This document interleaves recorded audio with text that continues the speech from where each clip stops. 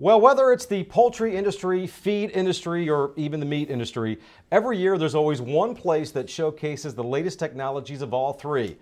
Atlanta, Georgia, home of the International Poultry Production and Processing Expo. Say that 3 times real fast. Recently, the Expo celebrated its 65th year in Atlanta. In keeping with tradition, those who attended were treated to quite an experience. Truth be told, there aren't too many venues that are best suited for the International Production and Processing Expo. The Georgia World Congress Center, however, is the perfect host. With over 20 acres of exhibit space and some 1,100 exhibitors, Atlanta and the World Congress Center is the ideal global marketplace for the decision makers of the poultry, feed, and meat industries. As consolidation of the industry, both in the industry itself and the suppliers, we felt that we had to branch out and do some strategic partnerships. Our first partnership was with the American Feed Industry Association, and they came on board in '87. It's been productive for them. They've doubled their space here at the show.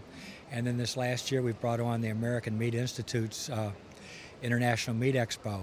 And the results have exceeded all of our expectations. It's been fantastic. It's an amazing, the conference center in itself is amazing, but the number of exhibitors and attendees they've had here has been extremely impressive, and I've learned a lot just going around. And needless to say, this expo has grown leaps and bounds since it first began. In fact, at the first convention in 1947, a mere 200 poultrymen were in attendance.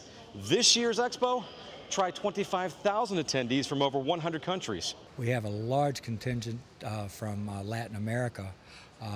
We'll bring in close to 5,000 international people. About 40% of them will be from Latin America. You'll hear a lot of Spanish on the floor of the show. And that's an area of growth for us. Now the attendee can see animal production, frankly, from the farm to the table. We go all the way from breeding stock and poultry through the grow out, and now we have the ability to see how they're processed, and likewise see how red meat is processed.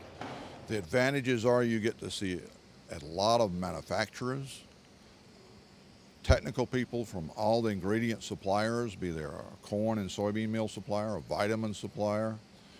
You get to see the latest in equipment, anything that will aid you in growing the bird and producing a better quality of bird. But as the old saying goes, seeing is believing. And at the International Production and Processing Expo, what you see isn't always what you get. One thing we learned during our visit, secrecy is top priority. Each of the manufacturers, be there of equipment, be there a particular strain of bird or a feed ingredient, have introduced new things here at the Expo, because they'll have all the people in the Expo, attending the Expo, who are growing the chickens.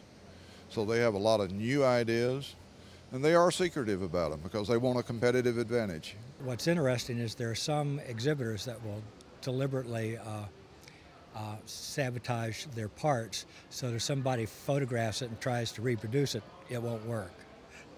But there again, most of the equipment here is designed to work and be demonstrated.